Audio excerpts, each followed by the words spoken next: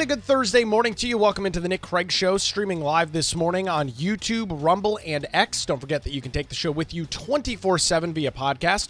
Just search for the Nick Craig Show in your favorite podcast app, or visit the website at nickcraig.com and take the show alongside with you. Want to thank the Law Group again this morning for their continued support of the program. You can visit them online at lawgroupnc.com. More from them coming up a little bit later on in the program this morning.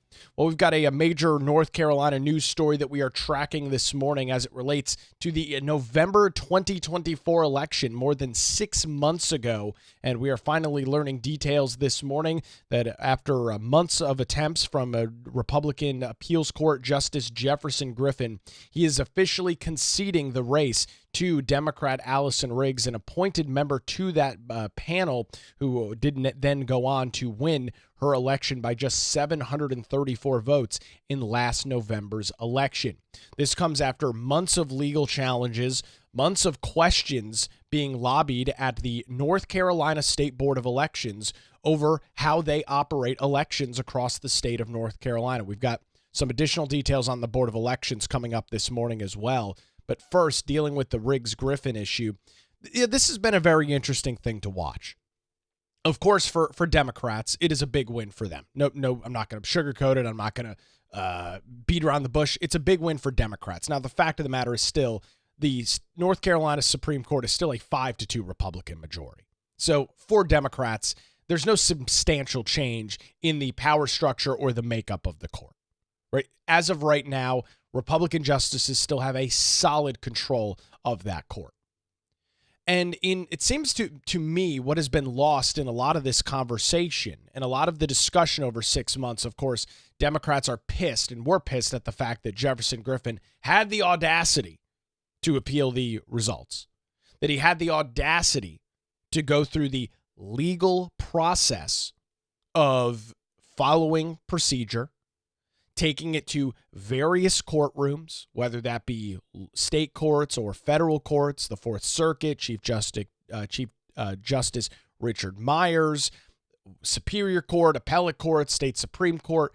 Democrats dismayed that they had the authority to do that. And I have to bring this up because I think it's relevant. You know, we've heard so much over the last couple of weeks about due process.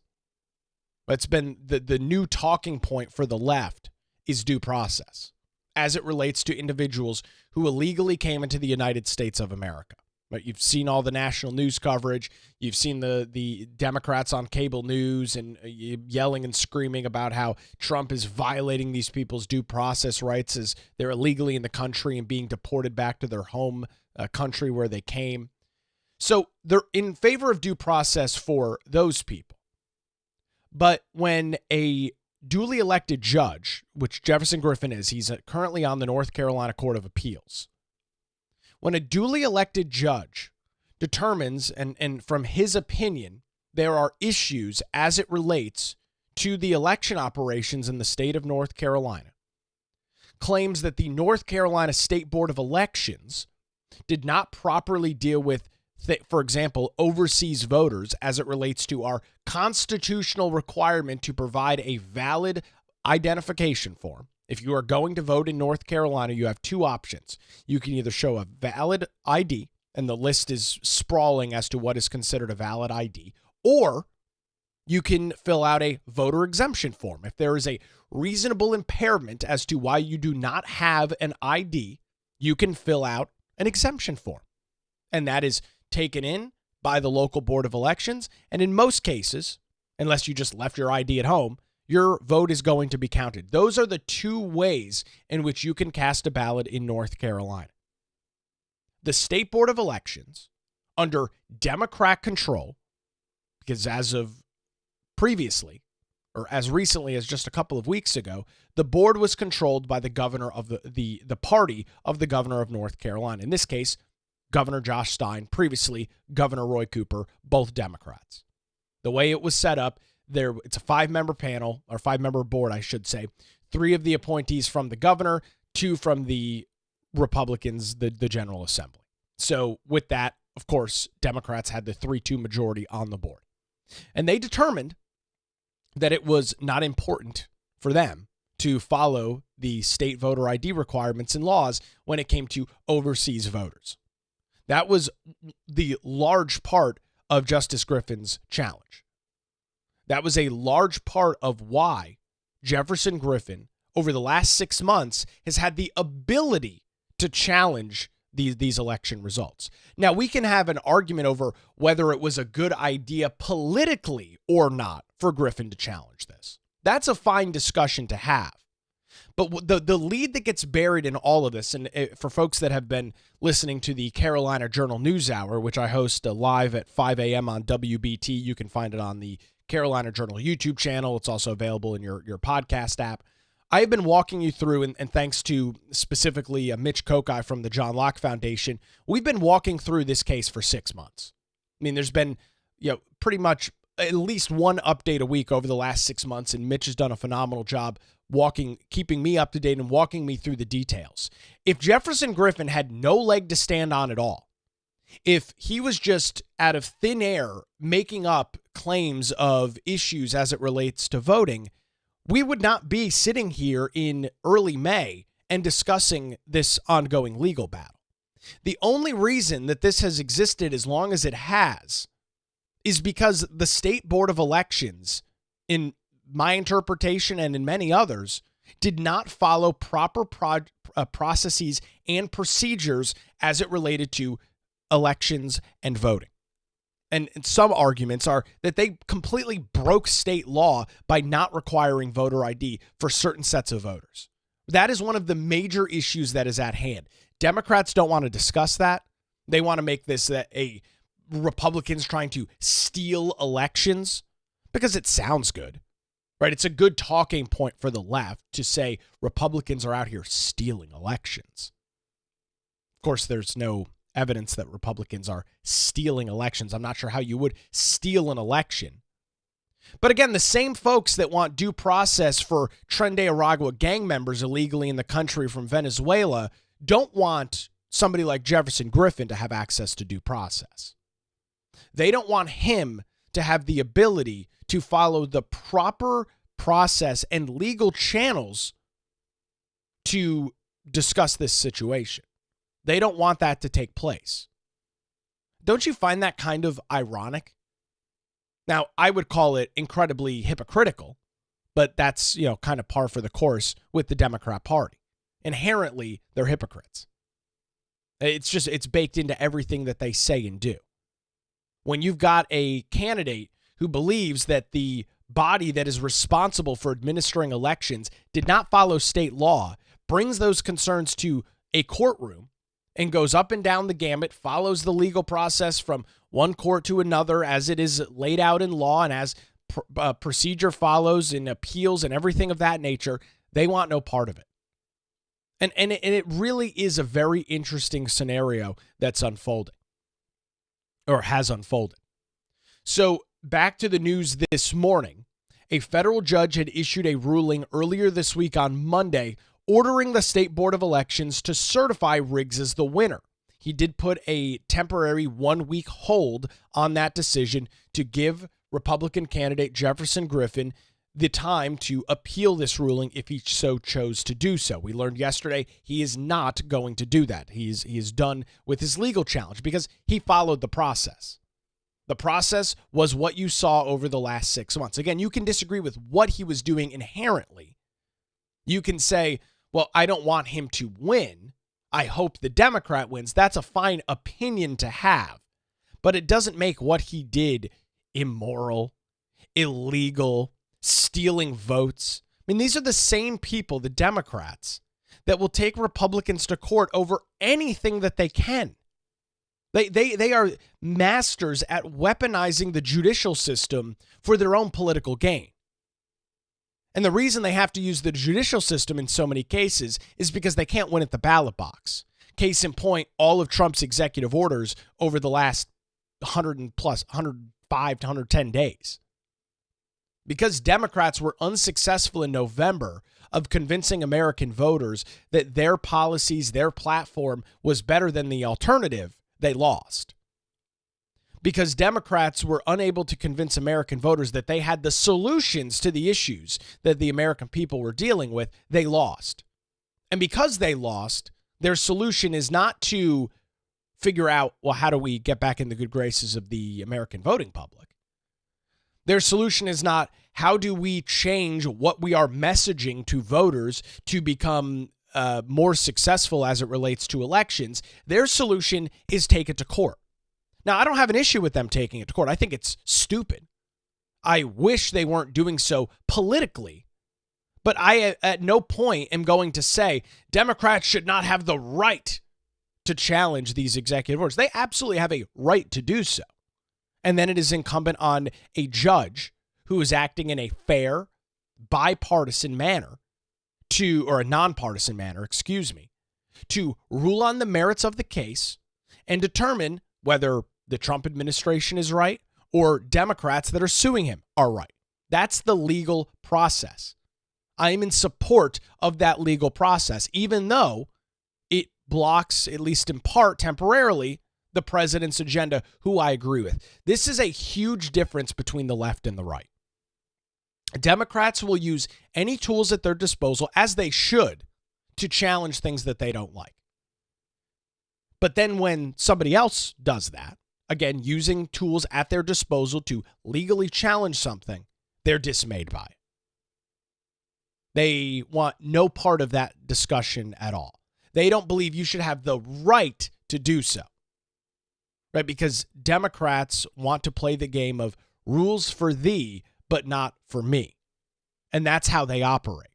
They want to be able to sue Republicans to hell and back over everything that they do, from redistricting to executive orders. They want to sue Republicans for that. But when a Republican says, hey, there might be some problems here as it relates to the Board of Elections, oh, no, that's a bridge too far. You're disenfranchising voters. You're trying to steal an election away from a Democrat. They're complete and total hypocrites. I am in support of a strong judicial system.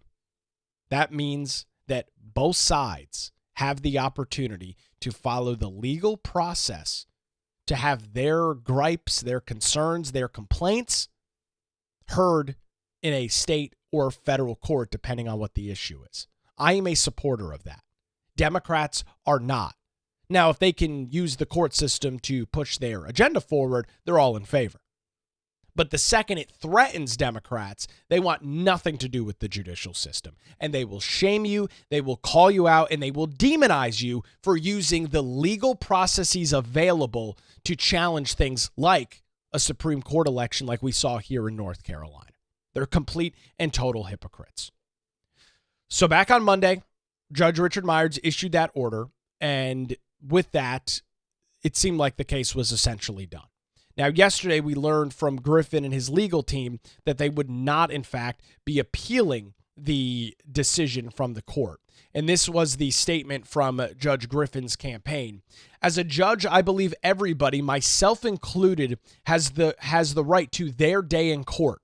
This effort has always been about upholding the rule of law and making sure that every legal vote in an election is counted.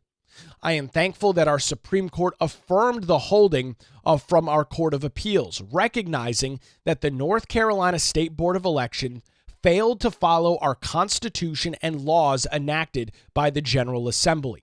The courts have affirmed that voter ID is required for all absentee ballots and that you must be a resident of North Carolina to vote in North Carolina elections. These holdings are very significant for securing our state's elections. As a judge, I often have respectful disagreement with my judicial peers. While I do not fully agree with the district court's analysis, I respect the court's holding just as I have respected every judicial tribunal that has heard this case. I will not appeal the court's decision. I am proud of the efforts of our campaign and our legal team. Thank you to all of our supporters and all those who have shown dignity and respect towards me during this process. My family has given a lot to this campaign, and I must thank them from the bottom of my heart. I wish my opponents the best and will continue to pray for her and all members of our court system here in North Carolina. I look forward to continuing to serve the people of the state of North Carolina. Signed, Judge Jefferson Griffin. Now, that seems to me to be a pretty reasonable response to this whole thing, right? If the shoe was on the other foot and this were a Democrat challenging a 734 vote margin from a Republican, Mark Elias's law firm would be in here. They would be suing anybody and everybody in the state. They would be pumping dozens of, boatloads of money from outside of North Carolina into the state. They would have potentially tried to take this thing all the way to the North Carolina, the state or the nation's Supreme Court if they could. And at the same time, their statement when they were done would not have read anything like Judge Griffin's. He didn't slam the judge. He didn't slam his opponent. He didn't call things partisan. He didn't do any of that. This is a very reasonable, realistic response to what was a very heated legal challenge. A very heated legal challenge, no question about it. But it's done. Griffin says, I respected the courts. While I disagree with some of the decisions, I respect the court's ruling and I'm not going to appeal it. And really the underreported thing with this is the fact that a state court did in fact affirm that voter ID is required for absentee ballots and claimed that the North Carolina State Board of Election failed to follow the state constitution and failed to follow state laws as it relates to voting with IDs. And that's not, of course, mentioned in many of the discussion of all of this. For Democrats that, again, are joyful and happy this morning, absolutely, they won an election. I'm sure they are. But that is not seemingly discussed in much of this at all. So that was the response from Griffin. We did get some other comments from people as well. The Democrat National Committee saying, quote, Griffin's disgraceful effort was a waste of taxpayer dollars and a threat to our democratic values. Make no mistake, this was a fundamental fight for right versus wrong. May this saga be a lesson to Republicans everywhere. If you try and undermine the will of voters, you will lose. Wow, that's a great comment there from Ken Martin, the head of the Democrat National Committee. A lot of grace there. So, threat to democracy and threat to democratic values if you dare challenge a state entity like the Board of Elections on whether or not they are following the law. Isn't that interesting? Isn't that incredibly hypocritical? House Speaker Destin Hall told reporters yesterday afternoon, quote, the issues raised by Judge Griffin in this case were completely legitimate, but noted that Myers' rulings found that in part it was too late to do anything about it because the 2024 election was at this point 6 months ago, which is what Myers said. That there could be a process to do this, but you're looking at an election that happened 6 months ago. And at this point, it becomes very hard to do so. So why are Democrats so threatened by people following the legal process and legal channels that are spelled out in law? Why are they so threatened by this? I mean, if the State Board of Elections was so above board on everything that they did, if the State Board of Elections didn't do anything wrong and acted in the complete utmost, most appropriate, best manner possible, why are Democrats so pissed? Why are they releasing statements calling it a disgraceful process, a threat to democracy? Doesn't make any sense. The reality is very simple. Multiple judges, both in the state and federal level, determined that the State Board of Elections did not follow the law. They determined that the State Board of Elections did not follow the proper procedures as laid out in general statute and in the North Carolina Constitution. Democrats don't like that. They have had control over the State Board of Elections since Pat McCrory was in the governor's mansion. Once Roy Cooper beat him, they have had control since then, and they have done typical Democrats whatever they want. The rule of law be damned. The Constitution be damned. Voters of North Carolina who overwhelmingly supported voter identification, voter ID, be damned, because they inherently disagree with it. I mentioned this earlier in the week. They believe that if you are from certain socioeconomic groups, you are incapable of getting an ID. It is the bigotry of low expectations that Democrats have for a vast majority of people. They don't think you're capable or competent enough to have an ID. Whether that be a state-issued driver's license, a state-issued ID, military identification, all the litany of things that you can use as a valid ID. Democrats don't like that. They don't like voter ID because it no longer gives them the opportunity to cook the election. It no longer gives them the option to cook the ballot box and go through their ballot harvesting efforts that they do in many states. They are object to voter ID. You need an ID to buy alcohol, cigarettes, lottery tickets. You need an ID to get into federal buildings. You need IDs for nearly everything in your life. Open a bank account, rent an apartment, buy a house, get a job. You need an ID for all of this stuff. But you don't need an ID to show up and vote, to prove who you are, where you live, and are you a legal voter in the state of North Carolina. Democrats lost that issue because it turns out the vast majority of people believe it's a reasonable thing to ask. You cannot operate as a member of society without an ID. The stories that they pull out to try and like everything else, try and pull these sob stories out of the corner to claim, oh, this woman who's 85 years old and hasn't driven in 30 years can't vote because she doesn't have a voter ID. She doesn't have an ID. Well, she can vote. She can simply fill out a form that says, I'm 85 years old, I'm disabled, I don't have an ID, I don't have a way to get to a DMV office or a state or a board of election office to get an ID, fill out an exemption form, done. Her vote counts. But Democrats don't like that because they begin to lose the potential ability to rig an election, to cook an election, to stuff ballot boxes without voter ID. They don't like that at all.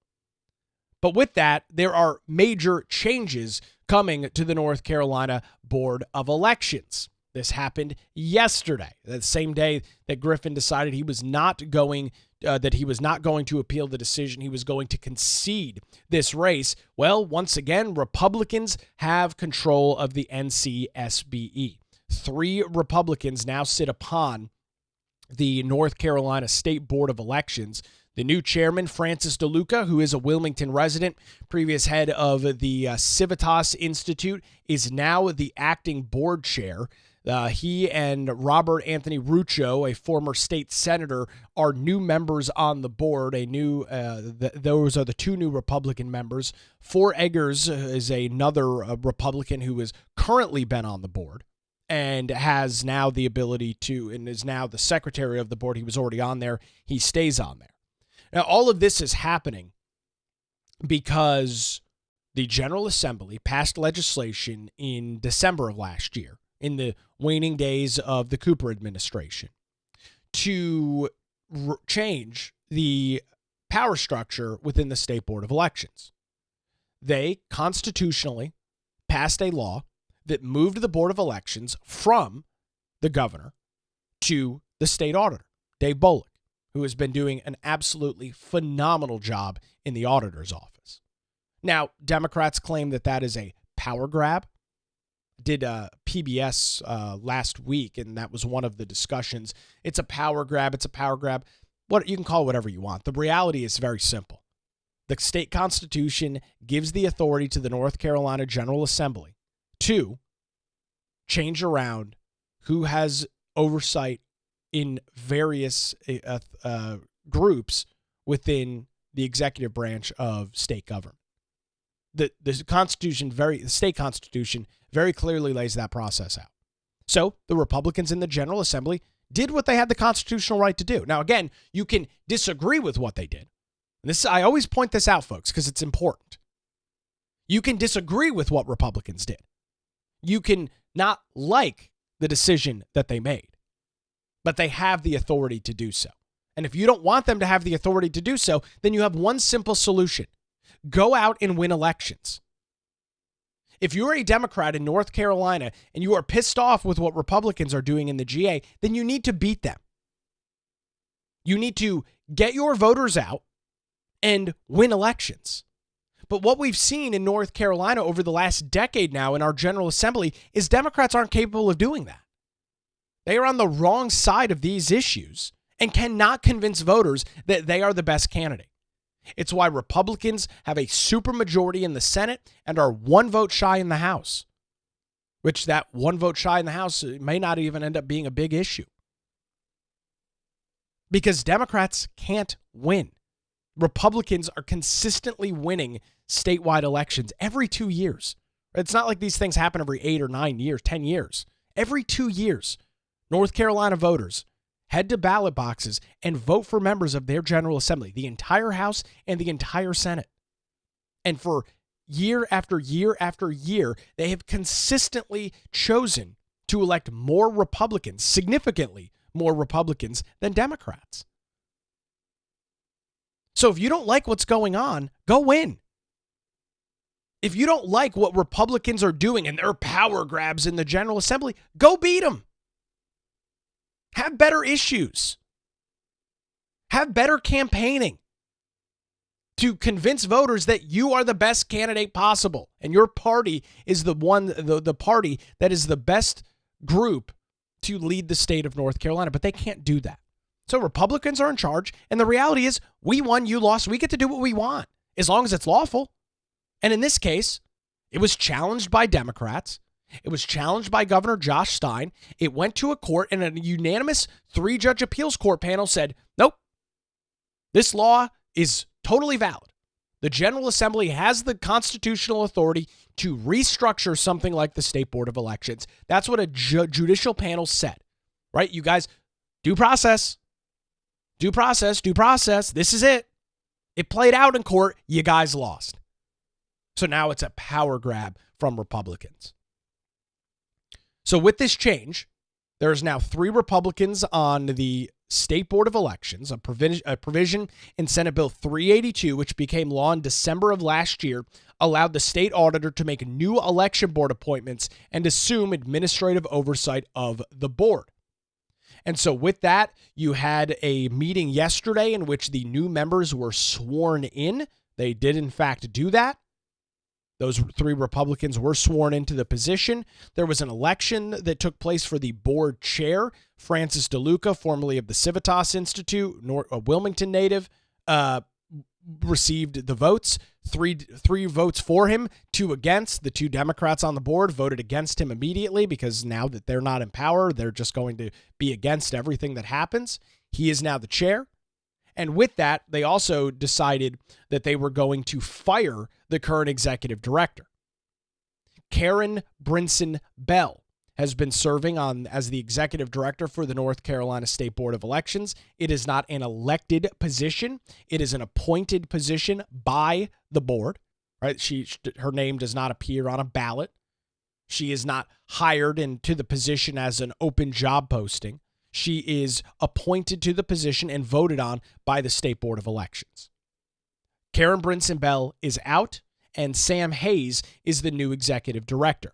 Hayes is currently the general counsel for the North Carolina House Speaker Destin Hall, and his term is set to begin here next week on May the 15th. So with that, you now have Republican majority on the board and the general counsel for Destin Hall being the executive director. Somebody that knows the law, knows the issues as it relates to the State Board of Elections, and hopefully can get the board in compliance. Hopefully this new board and the new executive director can clean up the issues that exist within the state board. Like, I don't know, ignoring voter ID requirements. Like sending out a variety of, numbered memos and various procedures that seemingly just come out of thin air with no legal backing at all. Maybe all that's about to change. I think it's going to. And there was kind of an interesting part during the meeting yesterday as the new individual, Sam Hayes, was added to this position. He was nominated. He was voted on by his fellow other members of the State Board of Elections. He's now in the position. So Karen Brinson Bell, who is now the former director, she was not renewed in her position, decided that she was going to try and break into the end of the meeting and read a statement about the state board. She tried to do that. Francis DeLuca, the chair, said, hey, not appropriate at this time. We're voting on a motion to adjourn. They adjourned the meeting and she didn't have the opportunity to speak. And it makes sense because she was going to go into a diatribe about the board and how they're going to operate. She told reporters after the meeting, I hope that Sam will serve them well. It is unfortunate that they've taken a path where the individual does not have practical election administration experience. But I'm confident that if he works closely with the state board staff, that he has some incredibly knowledgeable and dedicated people who will see that we are handling elections well. So in her outgoing comments, she was going to slam the new executive director and slam Republicans on the board. She was not given the opportunity to speak. She was gavelled out of the meeting. The meeting adjourned before she had the opportunity to speak. The 3 Republican board members got up and got out of the room, left. The meeting was over, and she sat there with a bunch of her Democrat colleagues that are her staff members and read through her statement about how awful and terrible Republicans are. So it's over. We won, you guys lost. Really as simple as that. You guys decided that you were going to play fast and loose with rules as it relates to the North Carolina State Board of Elections. You chose to do that. Nobody forced you. You chose to do it. Republicans said enough is enough. You have an obligation to follow the state constitution. You have an obligation to follow state law. You chose not to do so for hyper-partisan political reasons. And now you lost your ability to do so. You lost your authority to handle the State Board of Elections because you just couldn't follow the law. It's a tale as old as time with Democrats. They want to play fast and loose with things, and then when they get called on it, when things change and they lose their ability, lose their authority to control something like the State Board of Elections, it's everybody else's fault but their own. No question as to why the state board found itself in so many controversies. There's something like 22 active lawsuits against the State Board of Elections right now. It's in the low to mid-20s. Why is the State Board of Elections in 22 lawsuits? What is going on? How could the board be so out of compliance with law that there are 22 suits against them? It makes absolutely no sense. But that's what's going on. So once again, Democrats flew a little bit too close to the sun and got slapped back down into reality. Now Republicans control the Board of Elections. And this is going to be important because not only is the Board of Elections at the statewide level responsible for policies and procedures as it comes to voting, they are also responsible for controlling the power of every county board of elections. In North Carolina, there are 100 county boards. And the chair of that board is selected by the Board of Elections. So every county, all 100 of them, had a Democrat Board of Elections chair. With this change, with Republicans now having power, every county will have all 100 counties will have a Republican chair that will make our elections safe and secure. Easy to vote, hard to cheat. This is a major win for election integrity in North Carolina. If you are an election integrity person, you should be flying over the moon this morning with these changes that have been made by State Auditor Dave Bolick. Gone are the days of misinterpretations of the law and trying to find legal loopholes to usurp the will of the North Carolina voter who passed things like voter ID. Those days are over with. You guys had your chance, you screwed the pooch, and now you lost your power. It's really that simple. I am confident, and I truly believe this, I am confident that if the State Board of Elections would have not found themselves in so many controversies as it relates to voting, if they would have just followed the law of the state and not gone against the General Assembly, gone against the Constitution, gone against the voters of North Carolina, that none of this would have happened. Democrats chose to operate in this manner, and now they are having to pay the price for it. And again, my sympathy is non-existent. You guys want to act this way? This is the end result. I'm sorry. You lost control. So now the two Democrats on the board can bitch and complain about everything that Republicans do, and every vote will be 3-2. Congratulations. Welcome to the club. It's exactly what Republicans have been dealing with for the last decade. I don't know what to tell you. Win elections. Get control of the General Assembly and change it back if you don't like it. It's really that simple. I don't know what else to tell you guys. So some major changes as it revolves around election integrity here in North Carolina. The board literally just got sworn in yesterday. No immediate decisions being made as to who's going to lead the various election boards. Obviously here in New Hanover County, some big questions there as our elections director has had some big time problems in the past. There's been some discussion about was the law broken as it related to last November's election here at New Hanover County with counting ballots in an inappropriate, timely manner. A lot of various questions there. We'll watch the process unfold with the Board of Election in the coming weeks, and hopefully they're able to get a lot of this cleaned up before the municipal elections this year, but definitely before the very important midterm elections coming up next year in 2026. I want to tell you about the law group here in Wilmington this morning. When legal challenges arise, make sure you trust the law group in Wilmington.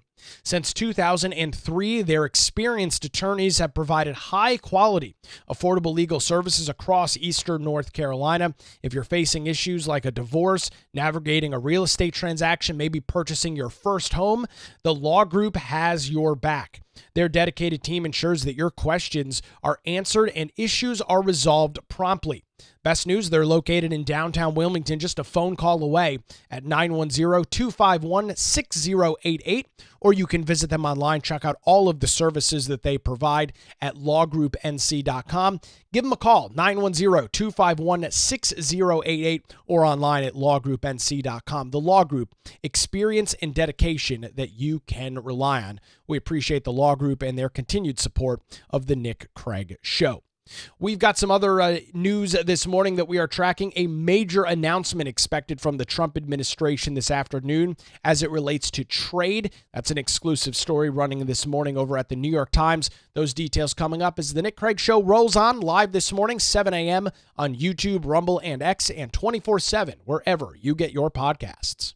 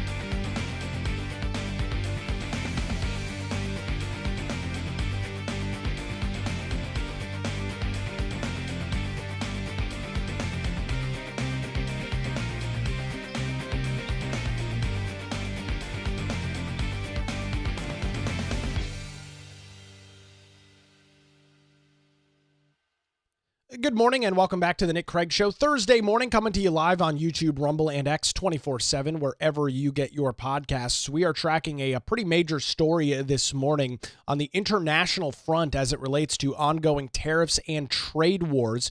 President Donald Trump yesterday hinting that there would be a major announcement at some point today as it relates to trade. And the New York Times has got the exclusive report this morning. It reads, President Trump is expected to announce on Thursday that the United States will strike a trade agreement with Britain. According to multiple people familiar with the plans, Trump teased a new trade agreement on a social media post Wednesday night, though he did not specify which nation would be part of the deal. A spokesperson for the White House declined to comment beyond Trump's post, which said that the major announcement was coming. But the agreement would be the first deal announced since Trump imposed stiff tariffs on dozens of trading partners of America. He then later paused those temporarily in order to allow nations to reach agreements with the United States, and it looks like that is exactly what is happening. This is from the New York Times, this next paragraph. Listen to this. A deal between the United States and Britain could be a significant win for both countries, which have long sought closer economic cooperation. Huh? New York Times is writing this? A significant win for both countries. How can the United States win on anything as it relates to trade? The New York Times has been hammering Trump for 100 days over trade. But now they're saying this could be a significant win for both countries? How? Thought the tariffs and the trade war was just going to be a disaster. The United States economy was going to be burning in a dumpster on the side of the road. How is this possible?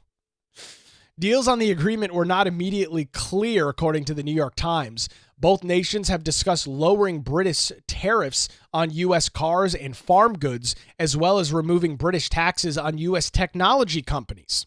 It was also not clear whether the agreement had actually been finalized or if the countries would announce a framework for an agreement that they would continue negotiating in the coming months. The Trump administration has been trying to cajole other countries into reaching quick trade deals with the United States. The president imposed punishing tariffs on dozens of trading partners back on April the 2nd, but then lowered those tariffs and put a 90-day pause so that the United States could negotiate trade deals with other nations. With this, Britain is currently subject to a 25% tariff that President Trump had placed on foreign steel, aluminum, and automobiles, levies that British officials have been punishing their U.S. counterparts for. President Trump's interest in striking a trade deal with Britain dates back to his first term when his advisors negotiated with other countries but were unable to finalize an agreement with Britain. Officials there have also been eyeing a trade agreement with the United States since Brexit as a way to offset weaker relations with the European Union. In the Biden administration, British officials continued to push for a deal with the United States, but made little progress. That makes sense. I mean, the previous administration was completely and totally incompetent. So this is great news, is it not? The tariffs? Have they been without controversy? No, there's been plenty of controversy with tariffs. Have they been completely perfect for the United States? No, not at all. Not at all in any significant form. But this was the goal. This was the intention the entire time. The whole idea with tariffs has been very simple. The United States is going to impose tariffs on countries that the United States believes is taking advantage of us as it relates to trade. The Trump administration, to the chagrin of many, folks on the right and the left, have said that the tariffs are going to hurt the U.S. economy. And in the short term, there's a lot of evidence to back that up. But the idea is not to have tariffs in place in perpetuity and forever with these countries. The idea is to bring them to the negotiating table, to bring them to the conversation and say, let's negotiate a deal. You guys import this amount into your country. You import this amount into our country. Let's come up with a new deal so that everybody gets taken advantage of, or that nobody else gets taken advantage of. Excuse me. Everybody gets a fair try at trade based on the country that's in negotiation, what the import to export ratio is, what certain goods have higher tariffs than others. Tariffs are not a new thing. the United States has had tariffs on countries like China for forever. Now, of course, it's a bigger deal now that Trump's in the Oval Office, but there's always been trade barriers. There's always been some level of cost, aka tariff, as it relates to trade. The Trump administration feels, and whether they're right or wrong is irrelevant, they're in charge. The Trump administration feels that they have significant downsides as it relates to trade from many countries. So they have brought this issue out publicly, and they have decided that they are going to bring these countries to the table by putting these tariffs on them and forcing them to negotiate.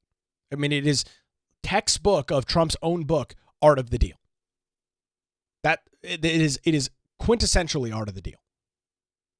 And so I don't know why everybody's so shocked and surprised. This announcement hopefully is as major as Trump is announcing that it's going to be. Hopefully it's not a framework. I want to see an actual deal. I think that's supposed to happen around 10 or 11 o'clock this morning when that announcement is supposed to happen. I'll have the details, obviously, for you tomorrow morning. But this seems great all across the board. Britain wants to come to the table. The U.S. wants to be at the table. They want to negotiate a better deal. Hopefully, we'll learn some of the details today. And very interesting to even see that the New York Times, as I read that paragraph, oh, this could be very advantageous, a good deal for both countries. Huh. Interesting. So maybe the crazy idea of tariffs, maybe it's actually going to work out for Trump. Ooh, that'd be pretty scary. We got some comments coming in on our Rumble chat live this morning. In his campaign speeches, Trump said tariffs would replace income tax. Yeah, he's talked about that. I've heard that from him. I don't really know what that means, if I'm going to be honest with you. I'm not sure how tariffs would replace income tax. And I mean, if it does, the level of tariffs would have to be so extreme to counteract income tax. I'm not really sure how that would work. I'm not saying it's not possible. I haven't heard it articulated any more than some of those that just saying that statement to actually know what that means. But that if there's a way to do that without jacking up the price of, so here's the thing. You replace income tax, you say, well, great. Now you're not paying income tax. You have more money in your pocket. Sure.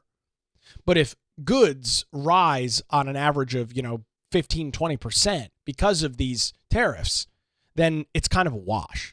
Right? You're not actually, yes, you will technically have more money, but if everything costs more, you don't really have any more money. I mean, that's the issue with inflation, right? That's what we've been dealing with for the last 4 years. You may have some more money in your pocket, but everything costs so much more, it doesn't matter. And in some cases, you're worse off because you're spending more than you would have previously. So is that something that's going to take place? Potentially. I just haven't heard it articulated from this administration. They're, at this point, hell-bent on getting these tariff deals signed as quickly as possible, which they need to. Time is absolutely of the essence for this administration. They're trying to get these deals signed, and I'm sure as more and more of these come in, that the administration, if that's something that they're seriously going to consider, will go down the path and will try and play this out and figure out how to do it. So it's obviously something that we will keep an eye on. The Treasury Secretary and Scott Bassett was in front of a congressional committee yesterday and went back and forth with Maxine Waters over DOGE, the Department of Government Efficiency. We all love Maxine Waters, the great Democrat from California. Listen to this back and forth exchange and get a good chuckle out of this one. Mr. Secretary, did all the individuals working with DOGE who were given access to Treasury's and CFPB's computer databases receive all of the required clearances and security training before they were granted access? Again, they were granted read-only access at Treasury. There were two. So let me just say, DOGE employees. Please, you can't filibuster here. This is not the filibuster playground. And so what you did was you let these strangers into our Treasury with access to all of the data, all of the personnel information, and you just opened the door. Why'd you do that? No, ma'am. They were Treasury employees. Oh, are you saying today in front of this committee that all of them were Treasury employees, that the 25-year-old who's being identified, who worked for Elon Musk, was allowed into the Treasury? Was that person there? He was a Treasury employee, as was Tom Kraus, the senior person on the Doge team. There were only two people. There were Doge employees also. Sorry? Do you know, were you aware that there were Doge employees coming into our Treasury getting all of our personal information? Well, ma'am, there is no such thing as a Doge employee. There were Treasury employees. I tend to disagree with you based on the information I had. Has any information been downloaded by anyone working with Doge from any of Treasury's or CFPB's computers? Answer yes or no. Not to my knowledge. You better learn. Gentlewoman yields back. Oh, Maxine Waters. We love Maxine Waters, right? At this point, she just needs to check herself into a retirement home. Wait, so let me understand here. So the people that were getting access to the Treasury system were, in fact, Treasury employees? Well, that kind of blows the whole Democrat thing out of the water, doesn't it? Right, because the whole argument is a bunch of 25-year-olds had access, and as Scott Bassett noted, it's read-only access. For folks that are not familiar with computer systems and data systems, you have essentially two kinds of permissions. You have read access and then read-write access. Those are the two different groups. Read access means you view the data, you can't modify it. Read-write means you can read it and write, aka modify the data. Those are the two kinds of access that you can have. Read and read-write. Those are the two forms. So Treasury employees had read access to the Treasury payment system. Who cares? What's the controversy? What's the drama? Scott Bassett's like, no, not to my knowledge. There's no such thing as Doge employees. These people are working within the Treasury Department. They're employees of Treasury.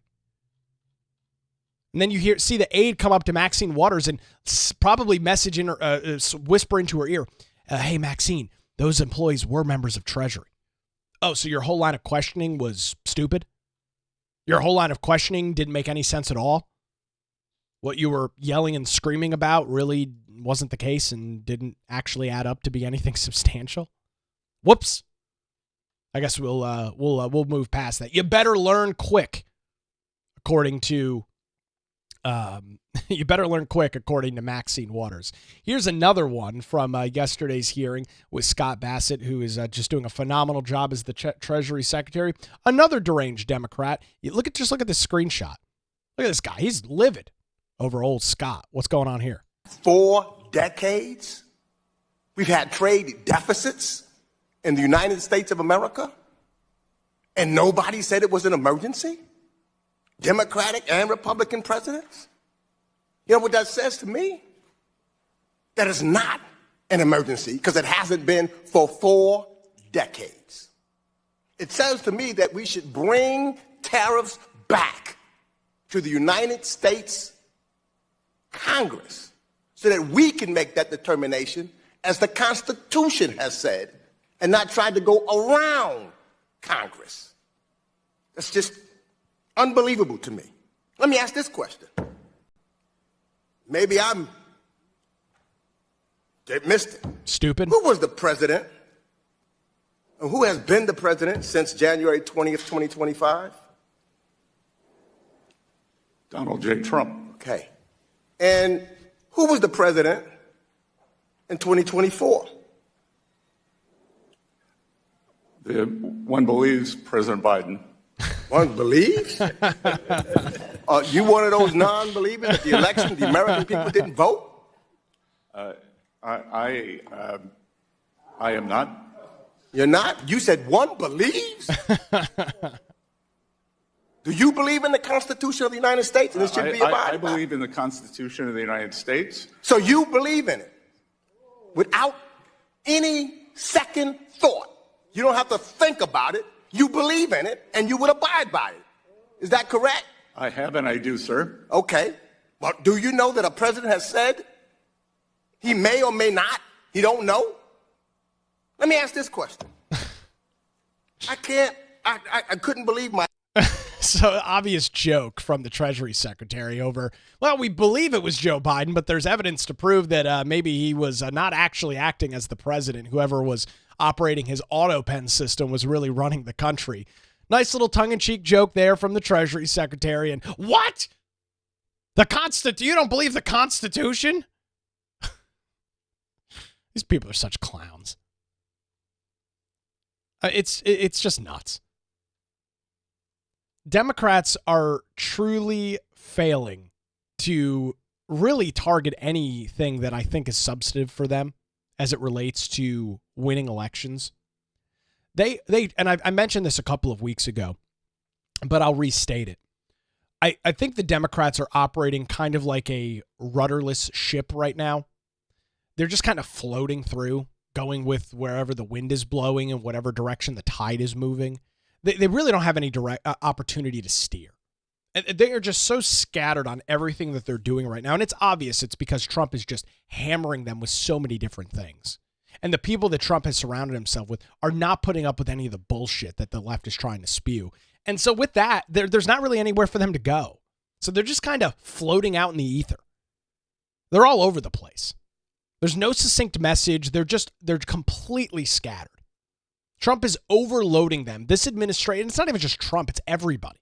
Lee Zeldin, Treasury Secretary, Christine, they're just being overloaded with this administration, and they don't know what to do. They're freaking out. Trump 2.0, man, is phenomenal to watch. I can't get enough of Trump 2.0. Talked about making America great again and bringing back some sense of normalcy to the American people, to our country. I'm loving every second of it. We'll continue to follow it as it unfolds right here. I do want to let you know I will be watching this very closely today. Joe Biden and his wife, Jill Biden, are set to be on The View this morning at 11 o'clock, according to ABC News. It is going to be their first joint public interview post-presidency. This ought to be phenomenal. Don't worry. I will suffer through The View this morning so that you don't have to watch it in its entirety. I'll have a bunch of clips coming up for you tomorrow morning. I'm a very selfless person. I will struggle through watching the women of The View cackle. I can only imagine what the questions are going to be for old Joe Biden. We'll see if he has any major flubs. I don't think The View runs live. I think it's edited. I think it's pre-recorded. So, of course, if there's anything major, they'll probably edit it out.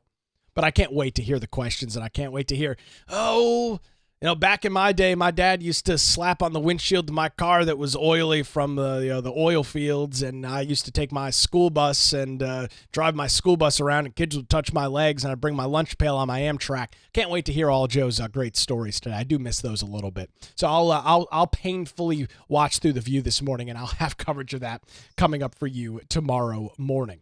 Well, that's going to do it for a Thursday edition of the Nick Craig Show. Once again, thanks to the Law Group here in Wilmington. You can visit them online at lawgroupnc.com or give them a call at 910-251-6088. Thanks for their support of the program this morning. We'll do it again on a Friday edition of the Nick Craig Show. Have a great day.